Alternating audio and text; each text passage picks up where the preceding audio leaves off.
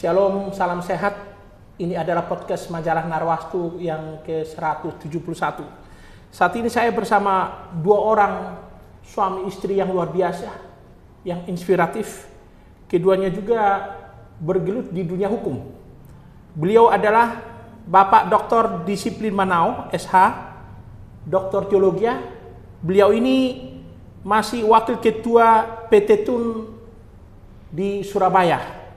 Dan di sampingnya adalah Ibu Dr. Sorta Delima Lumban Tobing, SH, MSc. Beliau ini sekarang Inspektur Wilayah Inspektorat Jenderal Kemkumham di Jakarta. Ini kenapa saya sebut figur yang luar biasa. Mereka ini di tengah kesibukan bekerja berkarir masih membentuk sebuah yayasan, namanya Yayasan Penerus Bangsa. Ini kami baru mengikuti acaranya, acara ulang tahunnya yang dirayakan berusia 20 tahun. Luar biasa. Ini punya kepedulian terhadap anak-anak yang kurang mampu, bahkan korban bencana dulu di Kepulauan Nias, dan sekarang di bawah sudah ratusan orang anak-anak yang kurang mampu, korban bencana alam dari Nias, disekolahkan oleh Yayasan Penerus Bangsa ini. Perlu saya sampaikan juga, Bapak Dr. Disiplin Manao ini termasuk dalam 21 tokoh inspiratif 2023 pilihan majalah Narwastu. Demikian juga Ibu Sorta Delima Lumban Tobing, ini figur yang luar biasa, yang inspiratif. Banyak hal-hal yang barangkali bisa kita teladani dari pelayanannya selama ini. Kita akan berbincang dengan mereka. Shalom, Bang. Salam, Bapak. Ya, saya manggil abang ya, Bang Manao, Kak Sorta. Ya, ini malam ini para pembaca Narwastu. Ya, tapi mereka berdua masih segar. Kami ikuti tadi acara ulang tahun Yayasan Penerus Bangsa, mulai dari awal ibadah sampai selesai sekitar 4 jam. Tapi luar biasa, beliau masih segar. Bang Manao, saya mau tanya ke abang. Ini Yayasan Penerus Bangsa ini luar biasa, sangat menginspirasi. Apa sebenarnya yang mendorong atau memotivasi abang sehingga mendirikan yayasan ini? Ya. Kita ini adalah orang-orang yang memang mendapatkan kasih karunia Tuhan. Sejak SMP sampai perguruan tinggi di Universitas Katolik Atmajaya, saya ini penikmat beasiswa dari berbagai lembaga. Dari SMP loh, sampai saya lulus di perguruan tinggi itu dapat beasiswa. Jadi istri saya pun sekolah di sekolah dinas yang juga dibiayai negara. Maka ketika kami melihat ada banyak saudara di Nias, terutama pasca gempa dan tsunami yang luar biasa di Nias, kami tergerak untuk mengambil bagian, untuk membantu sesama. Karena kami percaya apa yang Tuhan buat dulu buat kami, waktunya untuk berbuat bagi orang lain. Sehingga kasih Tuhan itu tidak terhenti di kita, tapi mengalir kepada sesama yang membutuhkan. Itu ide dasarnya. Begitu ya. Kemudian abang kan Dewan Pembina dari Yayasan Penerus Bangsa. Kak Sorta sebagai ketua yayasan. Bagaimana Kak? Ini 20 tahun, bukan perjalanan yang biasa-biasa saja ya, tapi panjang. Ratusan sudah dibantu untuk memberikan beasiswa. Kakak bisa cerita kepada para sahabat Narwastu? Ya, terima kasih Pak Mente. Jadi saya itu dulu waktu kecil cita-citanya jadi guru sebenarnya. Jadi waktu papa saya tanya, nanti kamu kalau besar cita-citanya jadi guru. Bukannya disupport, papa saya malah marah. Mau makan apa kamu? Dulu kan pakai kapur ya. Makan itu kapur katanya gitu. Terus kamu tahu nggak gaji guru berapa? Nanti bayar listriknya dari mana? Gitu ya. Nah, akhirnya cita-cita itu terpendam karena tidak didukung orang tua. Tapi ternyata kecintaan saya sama dunia pendidikan itu masih digerakkan Tuhan terus, didorong-dorong Tuhan terus untuk berbuat sesuatu buat pendidikan. Maka akhirnya ketika saya dan ternyata suami saya juga menikmati namanya beasiswa, lalu kami sepakat untuk memberikan beasiswa kepada anak-anak yang kurang mampu. Mulanya kita membiayai untuk melanjut di S1 di Jakarta.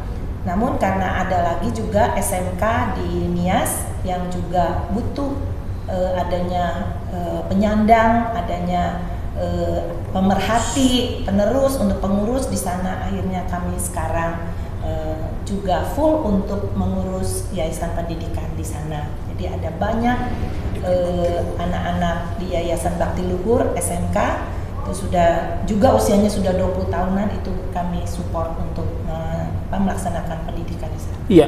Kalau dari catatan kakak sudah berapa ratus orang tuh yang dibantu? Katakanlah mulai dari SLTA hingga kuliah bahkan sarjana? Iya. Kalau untuk S1 sekitar 50-an, kalau untuk yang 60-an, 64. Kalau untuk yang SMK itu sudah berapa angkatan ya? Sekarang saja kita setiap angkatan itu sekarang sekitar 150, 150 dan itu sudah 20 tahun juga bergabung di sana. Iya. Bang Manau. Ya. Kalau kita lihat tadi tayangan tentang profil dari Yayasan Penerus Bangsa ini anak-anak muda yang dibantu oleh Yayasan Penerus Bangsa juga diajak supaya memahami Sumpah Pemuda, menjadi generasi-generasi yang memahami ideologi Pancasila sebagai filosofi ideologi bangsa kita. Boleh abang jelaskan soal itu, kenapa? Ya, jadi saya kira begini ya, walaupun yayasan ini memiliki 3 kegiatan utama, kegiatan kerohanian dengan kita melaksanakan kebaktian pembangunan rohani, seminar pada hamba Tuhan, guru-guru sekolah minggu, WL di desa kita di Nias, juga ada kegiatan pendidikan, pemberian beasiswa dan yaitu tadi pendidikan SMK Bakti Luhur di Nias, serta kegiatan sosial. Maksudnya bahwa membangun bangsa itu tidak ujuk-ujuk, semua ada proses. Maka cara yang kami gunakan adalah bagaimana anak-anak ini sejak dini terlibat dalam kegiatan-kegiatan 3 kegiatan utama Yayasan Penerus Bangsa. Dan kami bersyukur kepada Tuhan, ya dengan usia 20 tahun kami berdua yakin bahwa kepengurusan yayasan ini harus kami serahkan kepada generasi muda. Ya, untuk meneruskannya. Jadi getok tular gitu loh. Sebab kalau kami terus, kapan mereka punya kesempatan untuk berbuat? Kita sudah bimbing mereka paling nggak 15 tahun terakhir, karena mereka lulus selama 5 tahun kuliah, lalu bekerja, lalu dalam setiap kegiatan kita libatkan. Dan waktunya sekarang ini ya untuk menyerahkan estafet itu. Karena bagi kita semangat Sumpah Pemuda itu adalah bagian dari inspirasi dari yayasan ini. Sebab menurut hemat kami, bangsa yang besar adalah bangsa ketika para pemudanya itu tahu diri, tahu tujuan, dan tahu panggilan mereka diciptakan Tuhan di dunia ini buat apa. Jadi walaupun sekarang mereka bekerja di berbagai profesi, penugasan, ya ada di pemerintahan, ada juga di swasta, tetapi kami selalu tekankan bahwa apapun profesi mereka tetap bisa berbuat melalui yayasan. Dan puji Tuhan, kalau kita lihat hari ini kegiatan yang luar biasa itu bukan karena kita, tapi karena anak-anak ini siap meneruskan estafet perjuangan kegiatan Yayasan Penerus Bangsa. Iya. Boleh sedikit kembali Bang dengan aktivitas Abang. Abang juga seorang pendeta, juga seorang hakim. Masih menyisihkan waktu di tengah kesibukan berkarir untuk melayani di gereja. Abang bisa cerita kepada para sahabat Naratu gimana itu Bang membagi waktu? Ya, kecenderungan dunia bahwa melakukan dikotomi antara pelayanan di pekerjaan Tuhan dengan di pekerjaan di sekular. Bagi kami, mau di pelayanan di rumah Tuhan, mau di sekular di pemerintahan, maupun di yayasan, semua adalah bidang pelayanan. Dimana kalau kita lakukan dengan sungguh-sungguh, dengan mengandalkan Tuhan, sambil mengucap syukur, sesungguhnya itulah kunci memuliakan Tuhan. Sebab apa? Boleh jadi orang berkhotbah di gereja, tapi kalau yang dia kerjakan itu tidak didasarkan pada kasih kepada Kristus, itu sia-sia. Jadi dari 3 aspek ini, pelayanan di gereja, pelayanan di pemerintahan, pelayanan di yayasan, itu menjadi hobi dan kesenangan. Maka ketika itu menjadi hobi dan kesenangan, tidak merasa lelah, tidak merasa capek, walaupun berat, tapi enjoy. Karena apa? Ada tujuan yang hendak dicapai. Bagaimana ketiga kegiatan itu nama Tuhan dipermuliakan. Itu kuncinya. Iya. Kak Sorta, kakak sibuk, abang juga sibuk sebagai aparat hukum. Bagaimana dukungan keluarga sebenarnya? Di pelayanan juga masih ada diberikan waktu, kemudian anak-anak juga diajak ikut melayani. Bagaimana sebenarnya kakak membagi waktu soal itu? Iya, sepanjang kita sadar untuk apa kita dihadirkan ke dunia ini, maka sesungguhnya kita ini abdi Allah, ya, gitu ya. Kita ini buatan tangan Tuhan, berarti kita harus mengabdi kepada apapun kehendak Dia, kita harus taat. Jadi kalau kami melakukan ini semua bukan karena kami yang mau, gitu ya. Itu adalah kehendak Tuhan dan inisiatif Tuhan. Ya, karena kita adalah mitra atau kaki tangannya Tuhan, maka pasti Tuhan memampukan kita melakukan itu semua. Jadi kami tuh ya cuman menyediakan hati yang taat, akhirnya Tuhan yang melakukan semuanya di dalam kami, sehingga itu bisa terlaksana semua. Begitu Kak ya? Iya.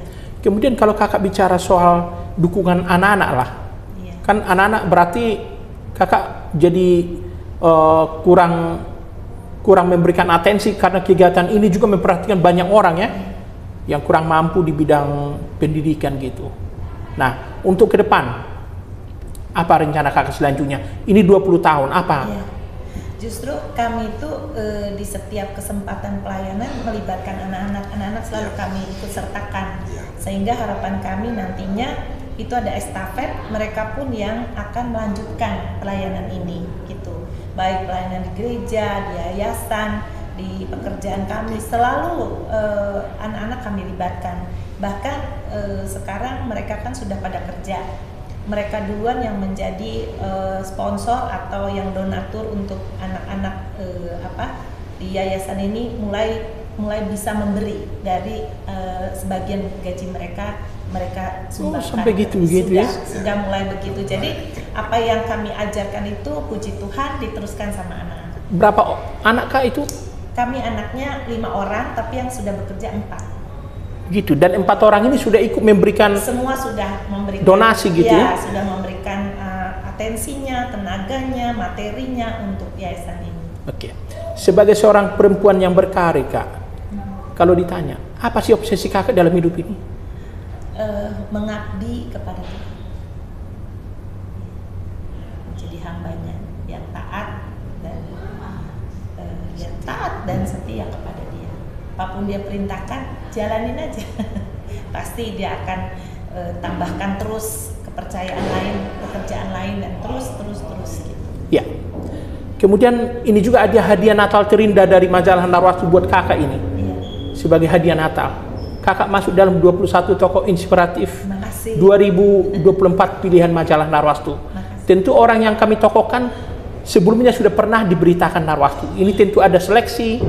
Kami harus pilih yang inspiratif, berjiwa melayani, tentu harus Pancasilais. Boleh kakak kasih komentar soal abang dulu pernah juga masuk sebagai tokoh Kristiani? Baik, terima kasih buat Narwastu yang memberikan apresiasi kepada kami. Sesungguhnya kami ini hanyalah hamba Tuhan, sehingga yang apa kami kerjakan itu bukan dari kami, tetapi itu adalah idenya semua dari Tuhan, kita hanya pelakunya.